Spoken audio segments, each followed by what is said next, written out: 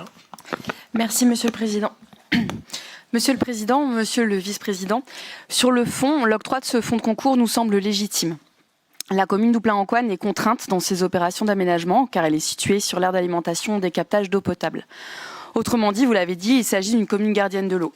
Rien de plus compréhensible donc, dans une logique de solidarité métropolitaine, que de l'accompagner financièrement dans un projet important pour sa population. C'est la forme qui pose problème. Les règlements de fonds de concours disposent en effet de règles claires. Celle du fonds de concours école est réservée aux communes en croissance démographique ou concernées par la politique de la ville. L'octroi d'une aide financière dans ce cadre nous paraît donc fragile juridiquement, malgré ce que vous avez précisé, Monsieur le Vice-président. C'est pourquoi nous ne prendrons pas part au vote de cette délibération. Outre ce motif qui nous paraît générer une insécurité pour la commune, cette délibération témoigne de l'absence de dispositifs d'aide spécifiquement dédiés aux communes gardiennes de l'eau dans l'arsenal pourtant large des fonds de concours de l'AMEL. Permettez-moi un retour en arrière. Les communes gardiennes de l'eau ont été identifiées comme telles suite à l'injonction adressée par le préfet à l'AMEL dans le contexte de l'élaboration du PLU 2. Une première version de ce PLU permettait en effet l'artificialisation sur les champs captants, contrairement à ce que défendait alors le groupe écologiste. Suite à l'intervention du préfet, la réflexion a été menée au pas de charge et a abouti à l'adoption d'une charte en décembre 2019. Le vice-président d'alors annonçait que des engagements financiers suivraient et qu'un premier bilan à 1 an serait tiré. Depuis, l'AMEL a mis en place une aide aux opérations de conventionnement de logements sociaux après travaux dans les communes gardiennes de l'eau en 2020 et s'est adjoint un accompagnement extérieur en programmation territoriale et en conception paysagère et urbaine en septembre 2021. Une commission partenariale dédiée aux gardiennes de l'eau existe également depuis le mandat dernier. C'est un début. Mais nous sommes loin du compte. Même si les besoins des communes gardiennes de l'eau sont hétérogènes, il nous paraît urgent d'aller plus loin. D'abord en tirant un premier bilan de la mise en œuvre de la charte adoptée en 2019 et du travail mentionné tout à l'heure par M. Bézirard, sachant que l'on peut dès maintenant identifier des points sur lesquels la MEL doit encore avancer. L'accompagnement au changement des pratiques agricoles, la diversification économique avec du tourisme rural et durable, le développement de l'offre de transport collectif et de lieux d'intermodalité notamment. Ensuite, en actualisant la charte, celle-ci, par exemple, mentionnait la liaison Lille-Wattignies-Seclin en tramway et l'on sait ce qu'il est advenu du tronçon Wattignies-Seclin. Enfin, en finalisant un plan d'action et en lui associant des moyens à la hauteur des enjeux. Parce qu'il ne s'agit pas simplement d'une spécificité communale parmi d'autres, dont les autres communes et les élus métropolitains qui n'en sont pas issus pourraient se désintéresser. Gardiennes de l'eau, elles le sont pour l'ensemble de notre territoire, de la population métropolitaine, et ce n'est pas peu dire.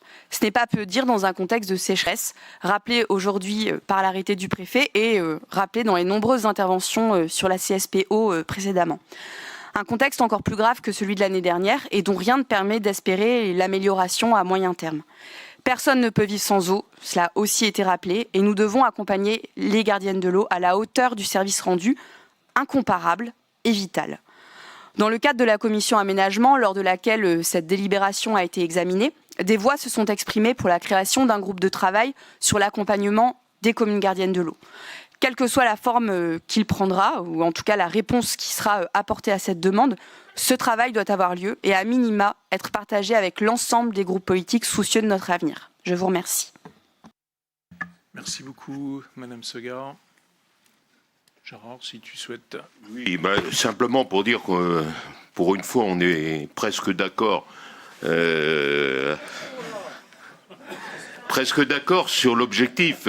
La différence quand même, c'est que même si, comme vous, je sais mesurer une fragilité juridique, je pense quand même que de temps en temps, ça fait avancer les choses plus rapidement, y compris pour mettre en place un groupe qui étudiera au-delà de du regroupement d'écoles, les autres politiques d'accompagnement possibles de la part de la MEL pour ces communes.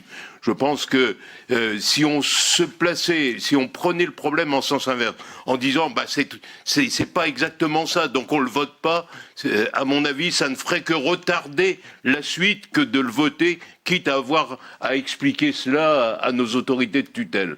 Mais je pense que les autorités de tutelle, là-dessus ne prendront pas le risque de mettre une commune qui ne le mérite pas en difficulté, et ça nous incitera à aller plus vite dans le cadre d'un groupe de travail auquel je m'associerai, bien entendu, pour voir tous les aspects, je dirais, de soutien possible de l'AMEL à des communes qui sont les gardiennes, non pas de leur eau, mais comme vous l'avez bien dit, de l'eau de l'ensemble de la métropole. C'est ce que nous avons vu de manière très pertinente en début de ce conseil avec le débat qu'on a eu sur l'eau et son avenir.